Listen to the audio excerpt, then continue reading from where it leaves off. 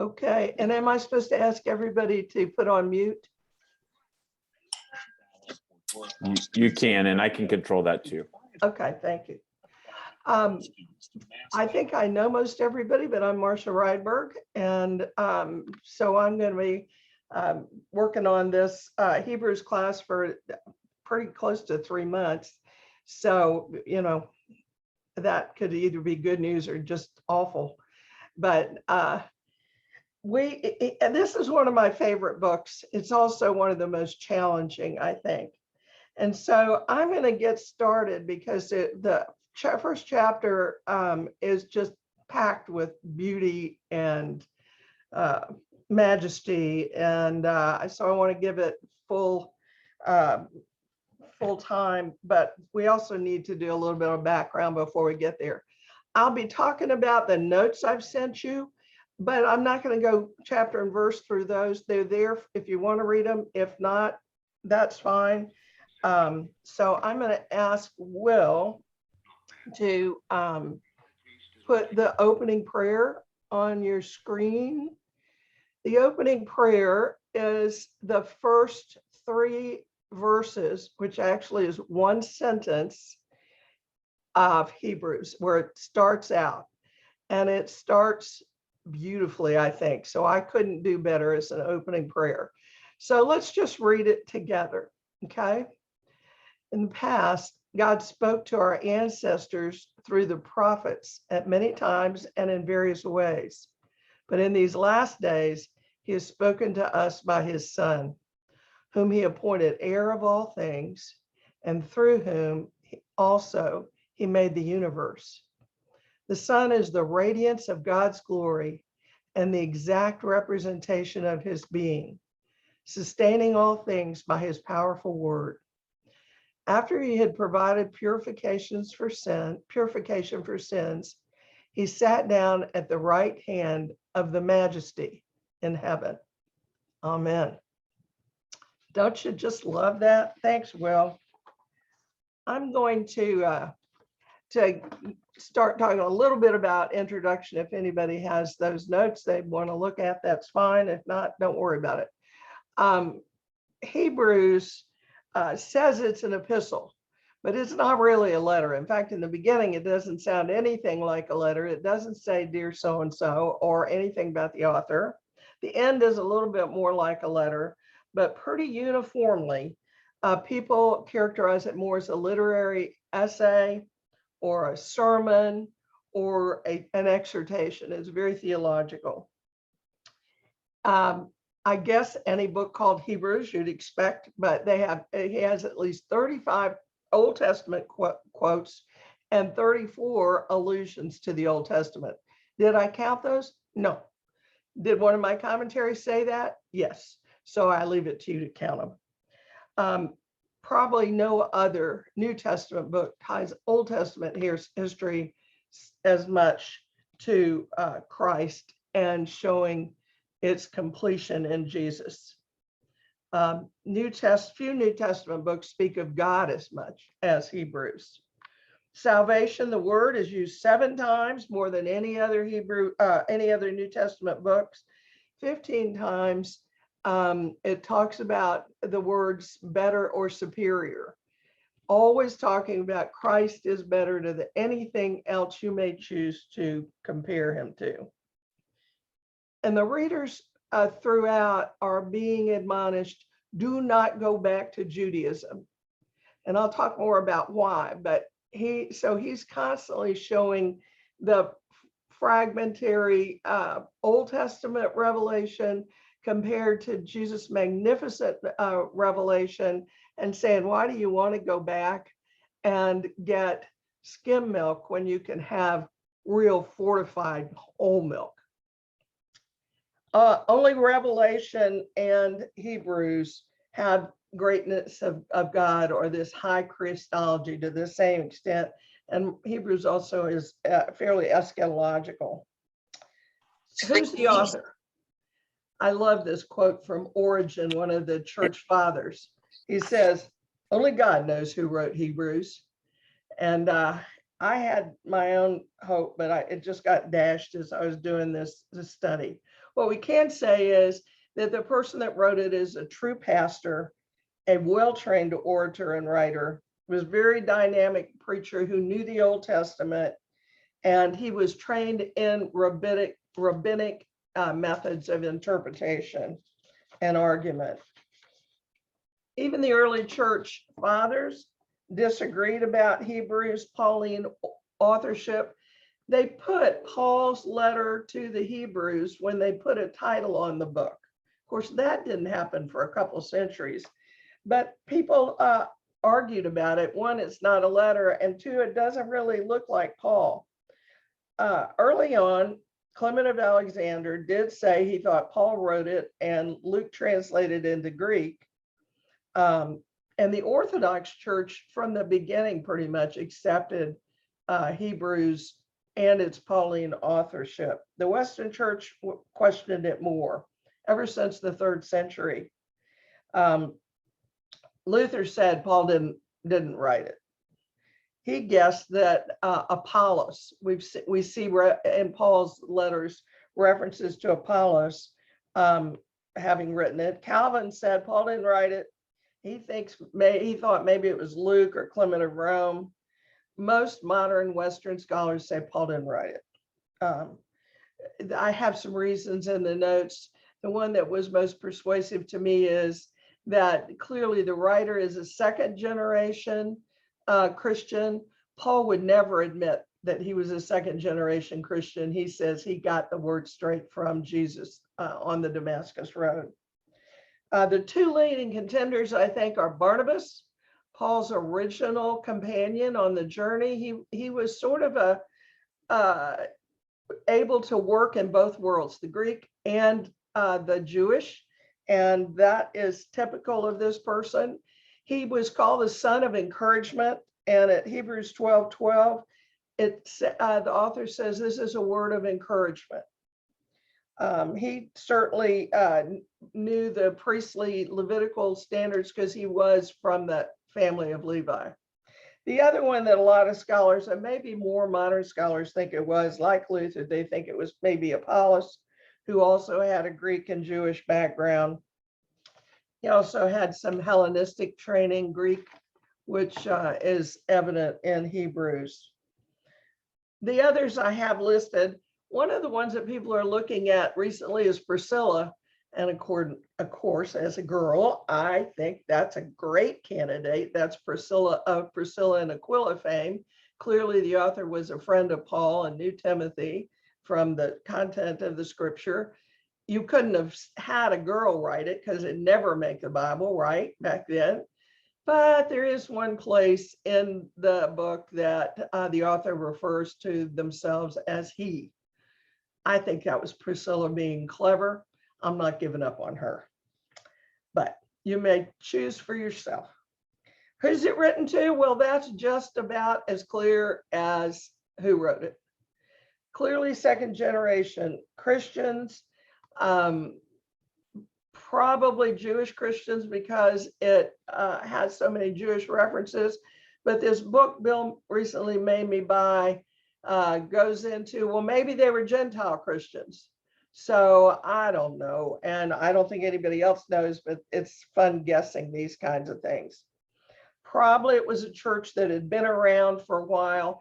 There's references that these people had been around as Christians. They had a great history. They were a strong church that had been very generous. Some of their original founders had been persecuted and become martyrs. Probably nobody in the church at that point had been a martyr. They may have had property confiscated, but it looked like it was coming. It looked like soon there was persecution that could be very severe. And so they were kind of weakening. You know, Christianity, it's got Jewish roots. Maybe we'll go back, and because Jews were allowed in the Roman Empire, right?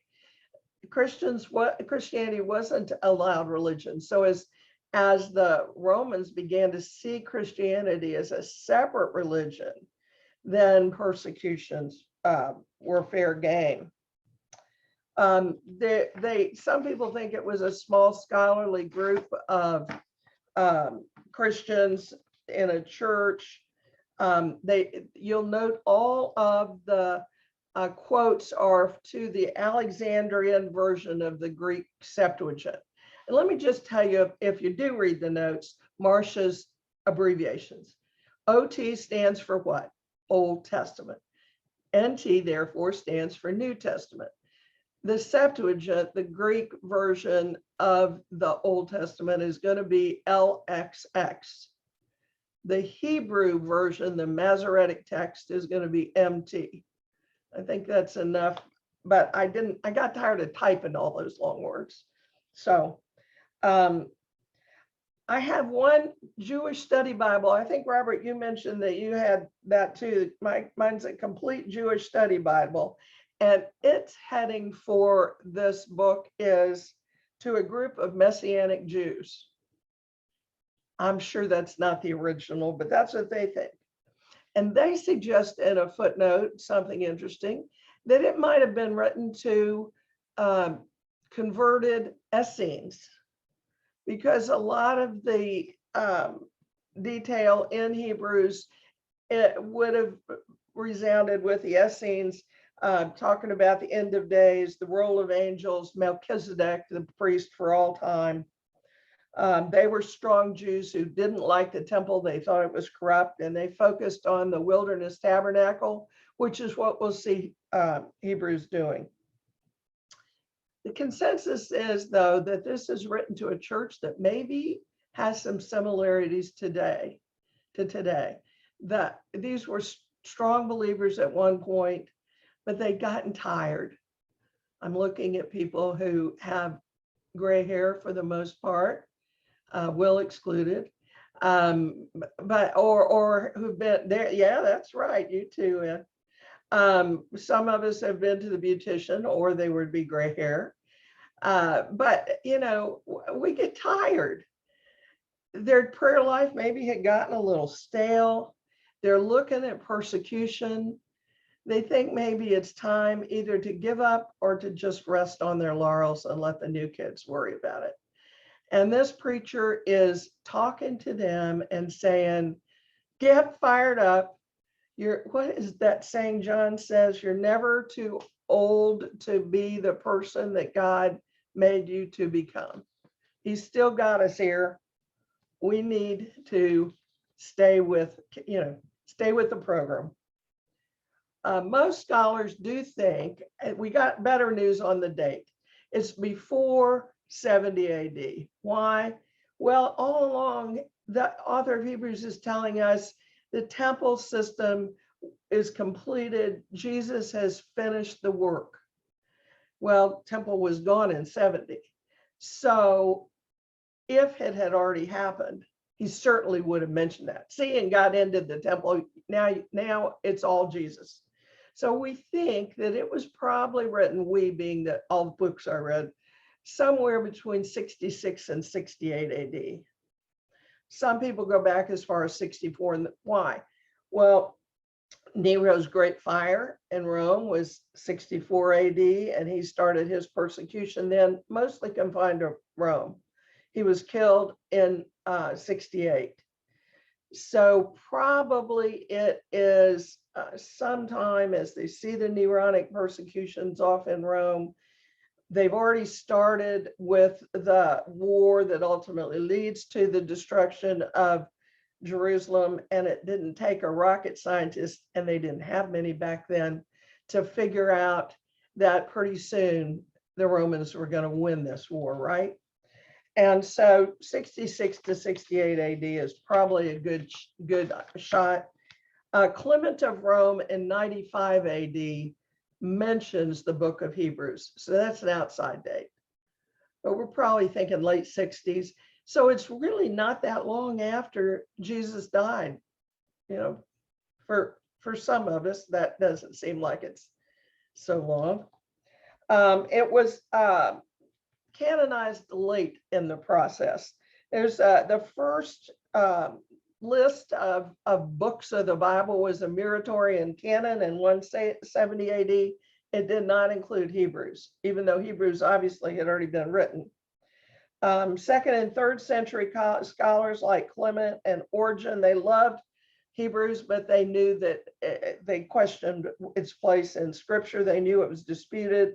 Same thing with Cyprian, Tertullian, and Eusebius.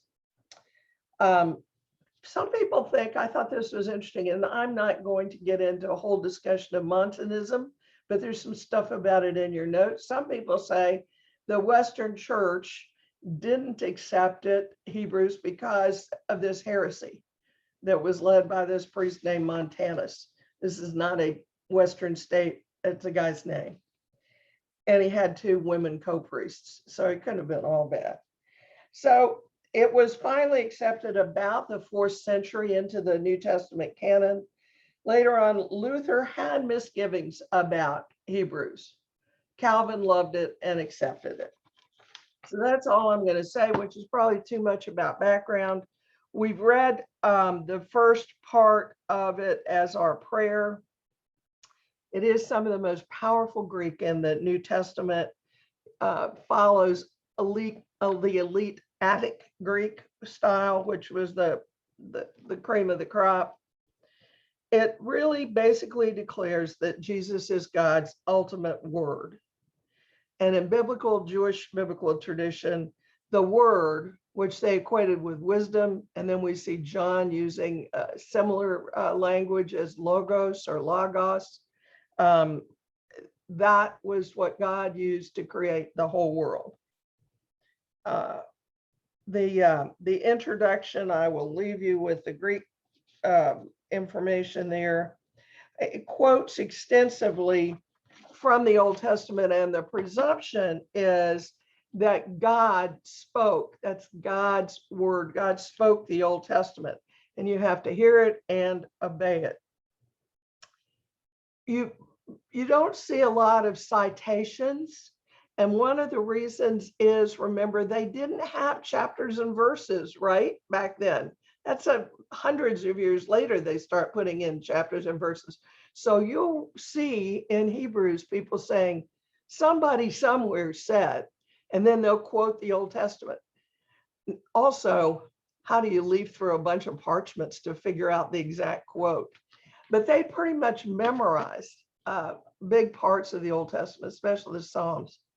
So he's talking about God has spoken, God's dynamic creative word.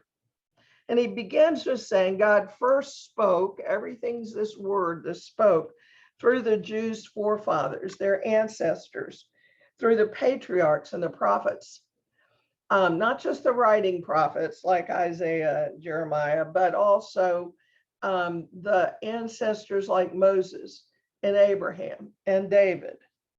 God spoke through them, but piecemeal and in fragments. This is part of his argument he's building up.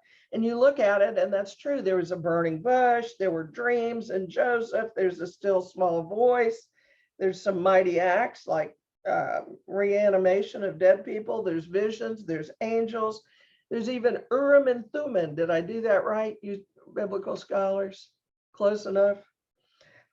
So there are all kinds of ways that God spoke, and through the very diverse people. And they all see a little different aspect of God. Isaiah talks about God's holiness. Amos, social justice, of course. Hosea, God's forgiving love. But then he says, but Christ isn't just a piece or fragment of the truth. Christ was God's whole truth. Well, are you waving at me? But you're on mute. No, I'm not. I was just playing with my pen. I'm sorry. It's okay. I thought you had great enlightenment for us, and I was sitting here with bated breath. I'll go brush my teeth now. Not today. Okay. All right. Well, Jesus is different from the prophets. They were interpreters and friends of God. Jesus is God. The prophets saw part of God's mind. Jesus has all of God's mind. Jesus doesn't break the Old Testament continuity. He's the culmination of it. The whole original glory of God belongs to Jesus. He's the same one who created the world and redeemed it. In Hebrews, the eternal Son of God is a recurring theme. Over and over and over again, we'll see him being exalted. In fact, what we're going to see, one of my books talks about the parabola of salvation. Jesus begins as God from the very beginning of creation, exalted above everything.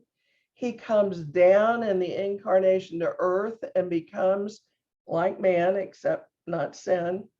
He dies, he's treated as badly as anybody could be treated, and then he's raised and he goes back to God for eternity. So this is the form, the way that the author of Hebrews will trace it. And so he says, in these last days, which means not too long ago, which then was true, but we're still in the last days, folks. So he says, God has spoken through Jesus, his son, from the beginning of creation, and he'll be here at the end of history, and he holds the universe together. Last days in the New and Old Testament means the era of God's kingdom. Former times, you'll see that used, and it means before Messiah. The Qumran. Marcia, I think Rob Wieringa has a question. Oh, good. Hop in, Rob, because I can't see your hand. Rob?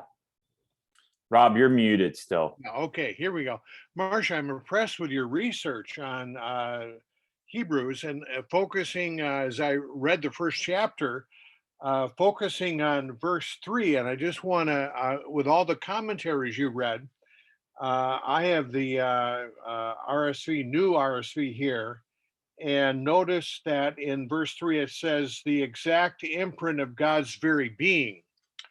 My understanding is the Greek word for very being is the same word used in the Nicene Creed. Right. So that the Jesus Christ is not similar to God's substance, Right. but actually shares God's substance. I wonder if in your research you came across anything that talked about that verse 3, God's very being. To me, it looked really significant. It is really significant. I got some stuff in the notes about it too. I'll get to that, but yes, it is very significant. And remember, he's writing to people who are thinking, well, Jesus was just a man. He died a terrible death. No doubt he was a good man and he did some good things, but maybe we'll go back to Judaism. It's safer. Everybody's been anti-Semitic since the beginning of time, but in that world, it seems safer. And so maybe we'll let this slide. And so he comes out with the most powerful punch he can, or she can, to say, he's God. Jesus is God. Forget this. Yeah. And in chapter 2, we'll get to use man, but he has to start on this parabola at the top. He's God. He's God. Marcia, did you come across anything in terms of the Council of Nicaea where they specifically referred to verse 3 and said, hey, we need to include that in the summary of the faith? I didn't look that hard at the Council of Nicaea. I'm working on a thing that has church history and it includes that. There were lots of factors that led to that particular statement of faith that were going on in the theological climate that led up to Nicaea.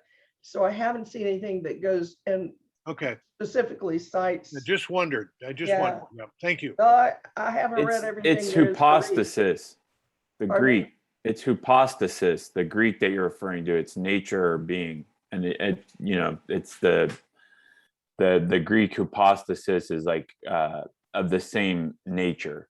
So when we talk about God as three persons of one nature and essence, as opposed to similar nature. Right. Yeah. Right. Thank you. Well.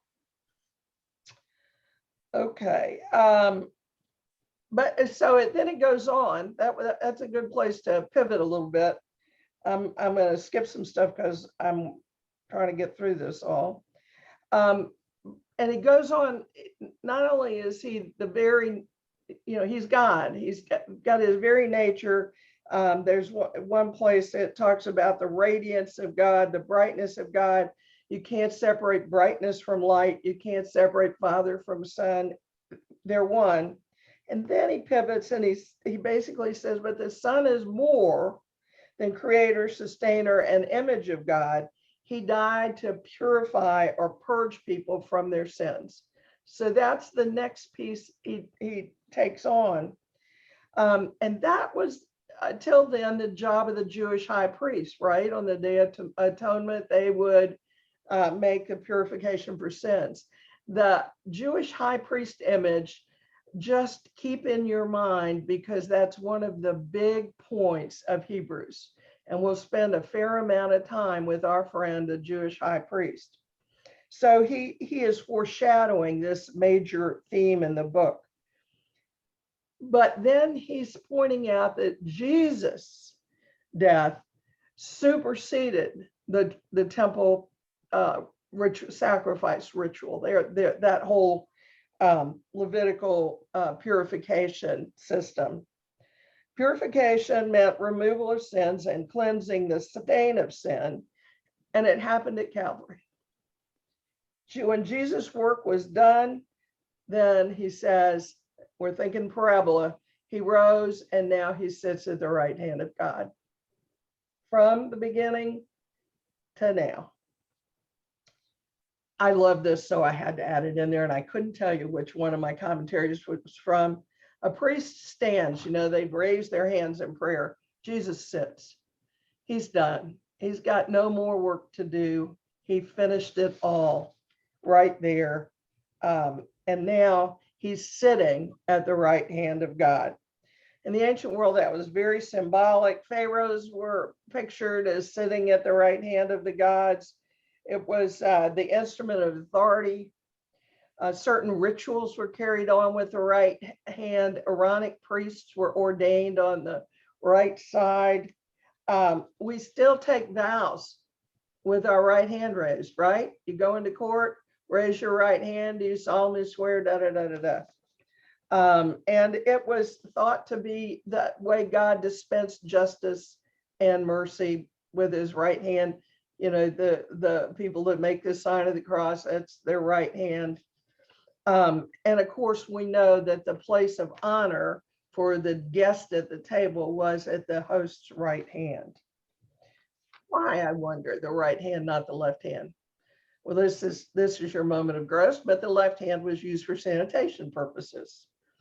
Also, most people were right-handed, and so that was their main strength and the way that they would often go in the first place. So we read as the opening prayer the first 3 verses, and indeed they are magnificent, and I commend them to you to read again later. And maybe anytime you kind of want a little quick pick me up on, who is Jesus? He's God himself. So now he said, okay, Jesus, remember I said a number of times through Hebrews, we're going to see Jesus is better than, Jesus is superior to.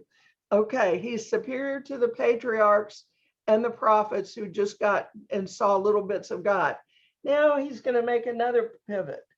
And in verse 4, he says, so he became superior, much superior to the angels, as the name he has inherited is superior to theirs. So he's pivoting to the angels.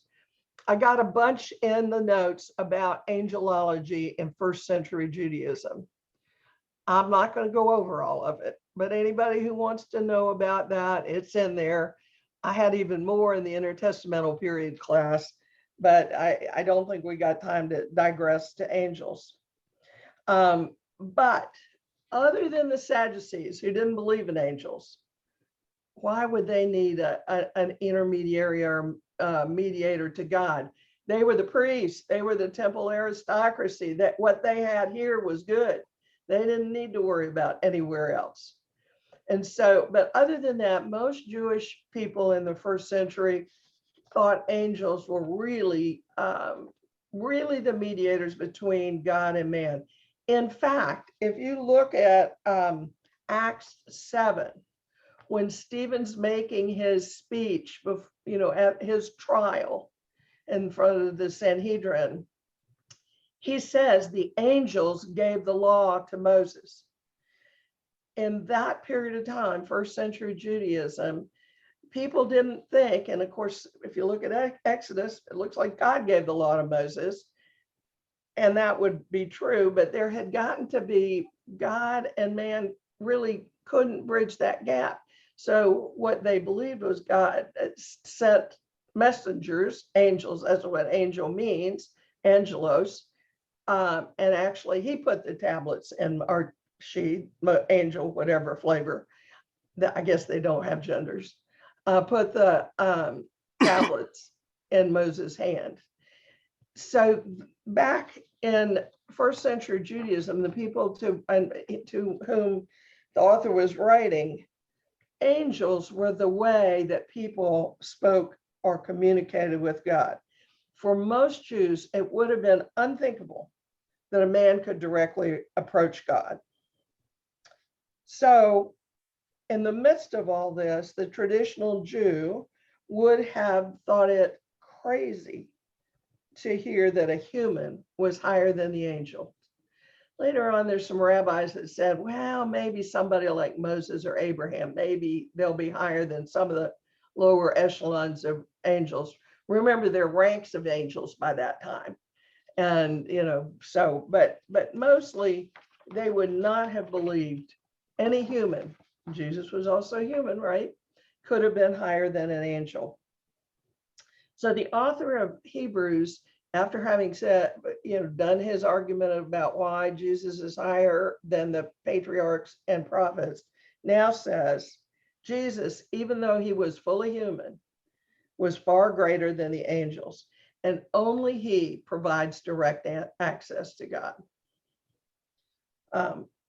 I had a note, people don't need human, they don't need priests, and they don't need supernatural angelic help to approach and enter God's presence.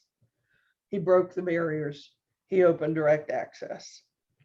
So this would have been a pretty tough one for most of the readers to swallow. And so he goes into 7 quotes. So if you've got your Bible in front of you, you'll see 7 quotes, 5 of which are from Psalms. And he starts with a rhetorical question. This is a regular device that ministers still use, and his oratorical question is, to which of the angels did God ever say, you are my son, today I have become your father? That quote is from Psalm 2, verse 7. The people would have been familiar with that because this is one of the early church's favorite psalms, and they would have known that. The answer, he hurries on to say, well, there's not anything where God said to an angel, you are my son. So he then ties that to 2 Samuel 7:14, which is also quoted in First Chronicles, where it says, I will be his father and he will be my son. These 2 passages are tied together, and it's a usual way that the rabbis would study things. It's kind of strange for me, but they would interpret scripture not in the context of everything that was going on to make that psalm or that passage work, but they tie it together based on one word or one phrase. And so both of these quote the word son. And so in rabbinic thinking, those would be, that would be a regular argument. Look, here are these psalms that talk about, or passages from the Old Testament that talk about God's son. So God thinks there's a son. He has a son. He affirms he has a son, but he's never called an angel his son. So he's got to be talking about somebody else, right? Now, I got to tell you, because I got to digress and be a lawyer for a minute. If I wrote a brief with this kind of stuff, the court would pitch it. Because one, you have to have the facts and the case have to be similar if you're going to quote another case, not just a word here and there. And second, they hate strings of citations. You're just supposed to have one or two that are right on point. But that wasn't how the rabbis thought, and that wasn't how they worked. And of course, as I said, you couldn't really cite them because they didn't have chapters and verses. So anyway, the next quote is different in the Greek than in the Hebrew Masoretic text. And he's quoting, as I said earlier, from the Greek, the Septuagint.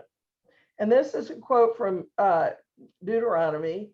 And he says, when God brings his firstborn into the world, he says, let all God's angels worship him. You see how he's building this argument? God recognizes and says, I'm going to have a son.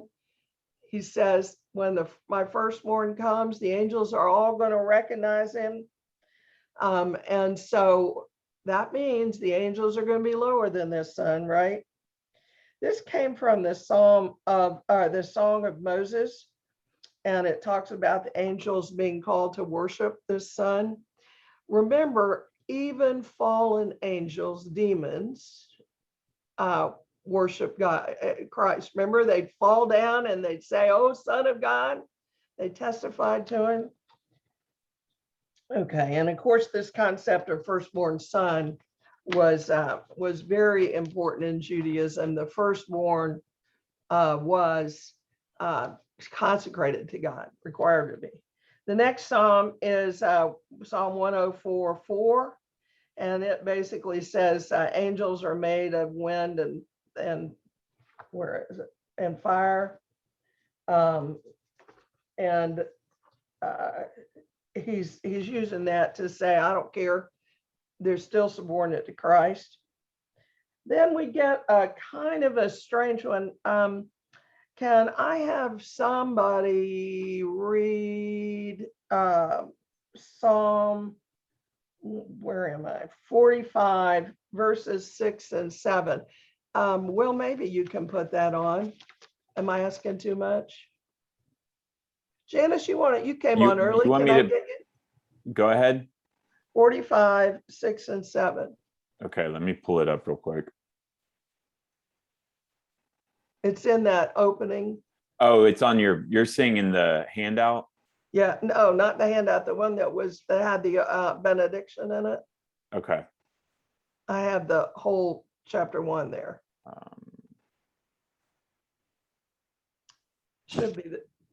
Should be the top of the, there you go, that one. Starts with verse 8. You want me to read it? I was gonna have Janice read it if she Oh, didn't okay, mind. go ahead. Okay, but about the Son, he says, your throne, O God, will last forever and ever. A scepter of justice will be the scepter of your kingdom. You have loved righteousness and hated wickedness. Therefore, God, your God, has set you above your companions by anointing you with all the oil of joy. Thank you. Well done. Okay, I wanted to read this one because if I just explained it, you'd be scratching your head. We've got two people called God here, right? He says he's saying this about the Son, and it says, your throne, O God, will last forever. And then hopping down to the next verse, therefore God, your God, has set you above your companions. So he's arguing God is talking to his Son, who is also called God. The Son is God, the Father is God. And Robert, I didn't hear about this being quoted for the Nicene Creed either. But he's putting together his argument piece by piece by reference to these Old Testament scriptures. And so he's saying it's obviously not all one person.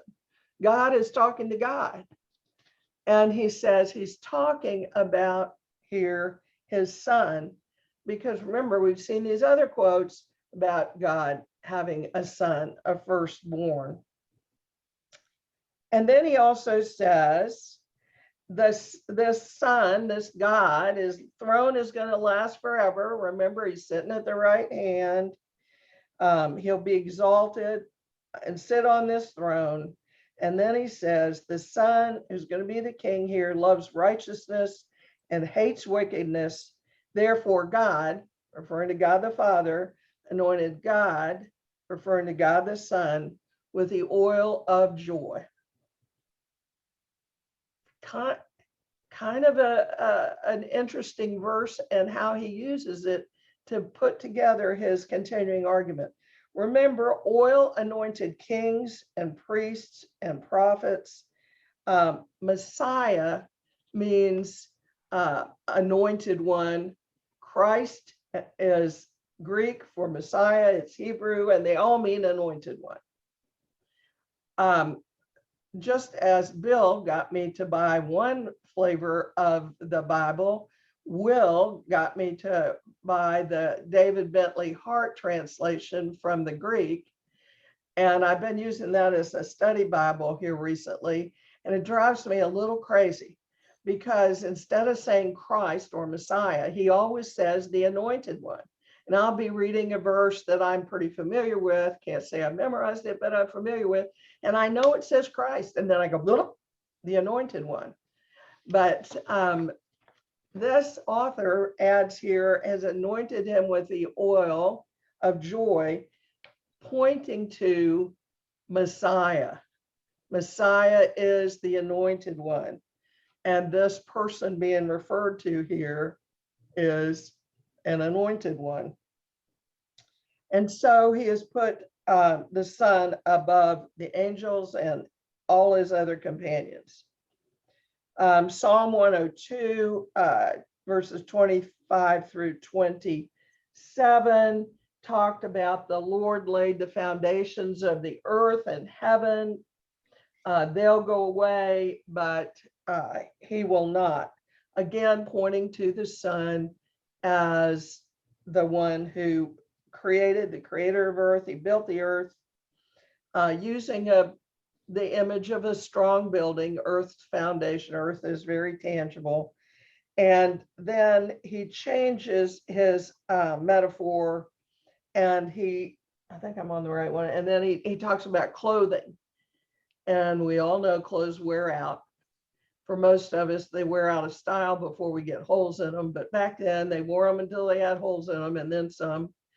And he says the earth, no matter how strongly it was built, it's going to wear out. Why? We messed it up. We don't have to do anything but look outside our window, right, to know we've messed it up. It's wearing out.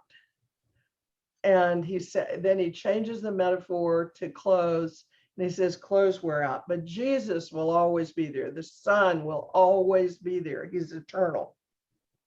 So Christ is God's agent from creation all the way through the end. Then he quotes one of the most treasured quotes from the early church. It's from Psalm 110. I need another. Barbara, how about reading Psalm 110, verse 1? Can you put that on for Will? Oh, you're so good.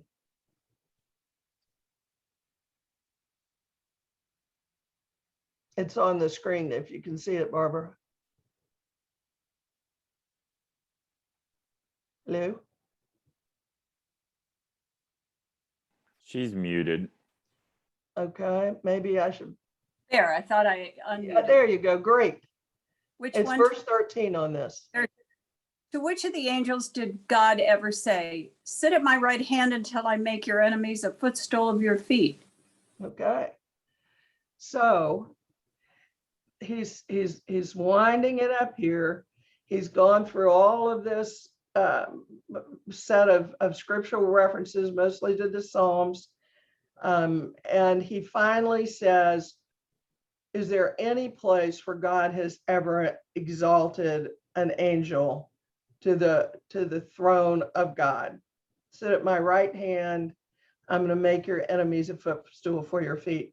I couldn't find it, but I have in one of my plethora of Bibles and reference materials, an ancient picture of a king. I'm going to say maybe Assyrian, maybe Sennacherib, who is sitting on his throne. And there is a person who's also a king, got on a kingly clothes and hat, crown, who's hunched over. He's like kneeling, but his head's on the floor also. And the king on the throne has his feet on the guy's back. So apparently, this is a ritual that was used in the ancient Middle East for a vanquished king. And so that would have been a visualization that wouldn't be quite so strange to the contemporary people as it is to us. But he says all of the enemies, and of course the biggest enemies, death, are going to be at your feet, Jesus. That's what God says is going to happen to them. Now that verse, Psalm 110:1, had been construed as by the church as referring to Jesus as Messiah, and the Jews thought it was messianic also. And so they believed, the early church believed, that it referred to Jesus' work of redemption, which was done on the cross, and he defeated evil and death. And so finally it says, and not all angels ministering spirits sent to serve those who will inherit salvation. Angels work for Jesus, and they work for Jesus to help us. Now I have a question, and this is probably totally wrong. Is he talking about guardian angels here? All you theologically educated people?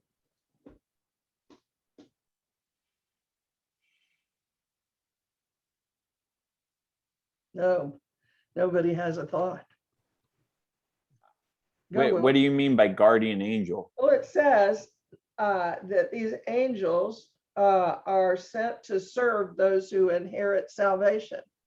Well, we believe we have inherited salvation through Christ, right? So are they ministering to us, or what does that mean?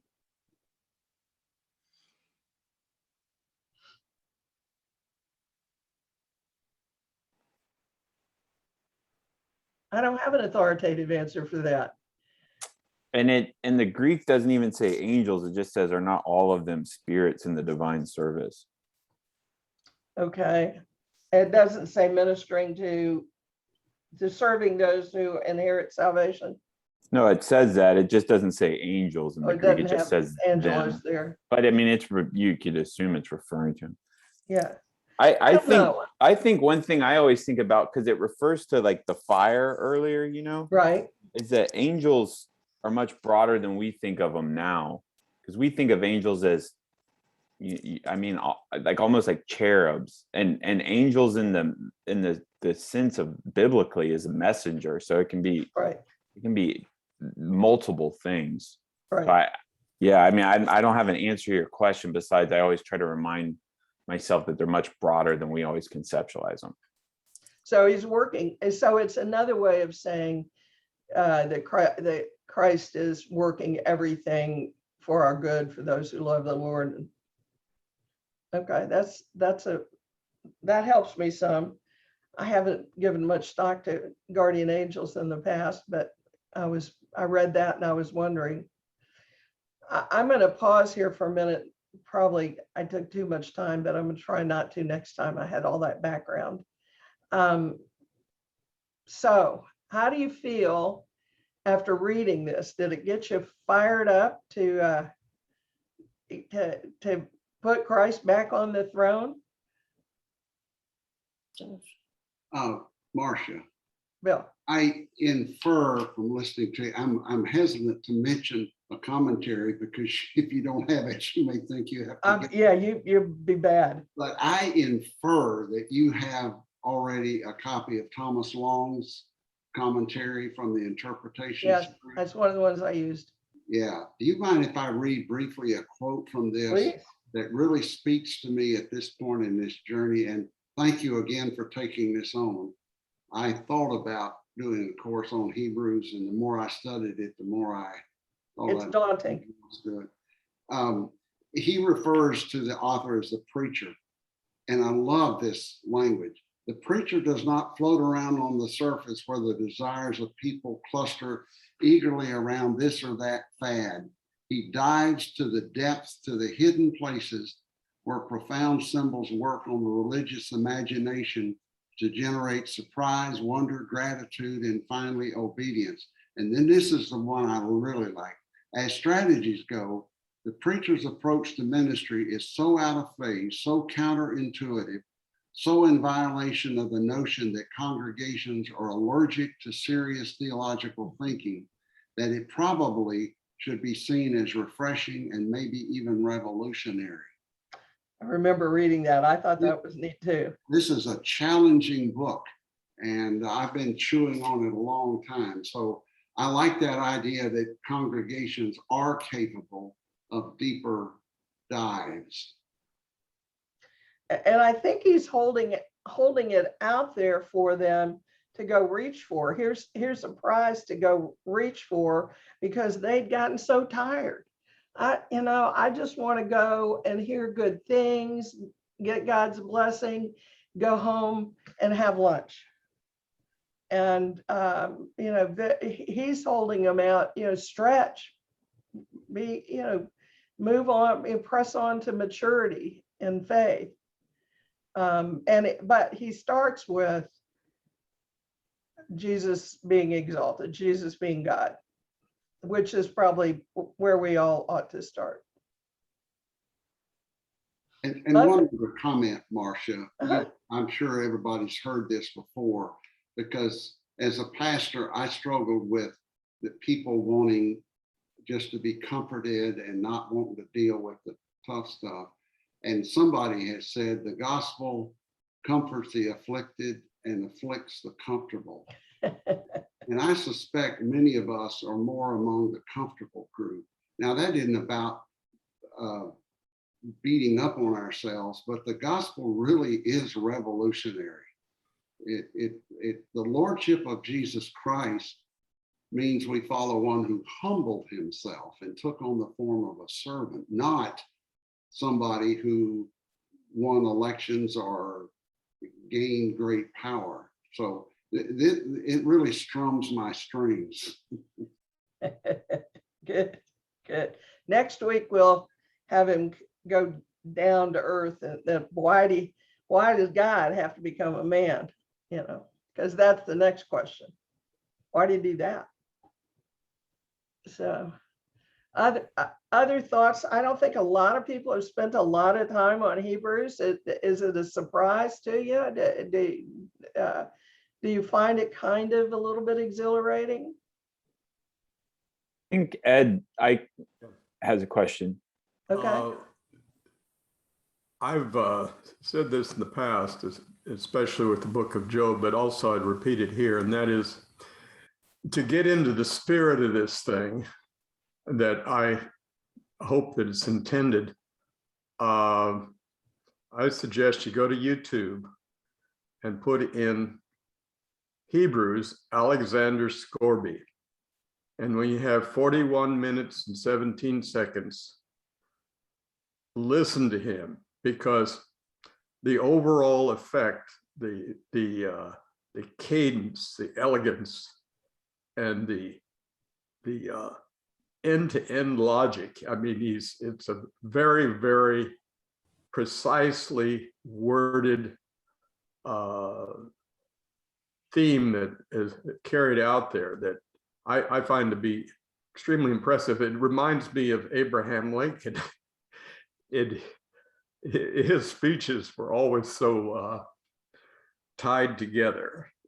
The metes and the bounds of what he was saying was very efficiently done. And I find this also to be the case if you listen to the whole thing as it is played out. Great. Okay. Sybil, did you have your hand up? I was just giving you a big thumbs up. Oh, thank you. Other comments or thoughts? That was Alexander Scorby. How do you spell his last name? Like scour with BY at the end. Thank you. Scourby, Alexander Scorby. To start out with, he has one of the finest voices, short of Darth Vader in the English language, but which helps a lot. Yeah, makes it easy to listen to. Yes.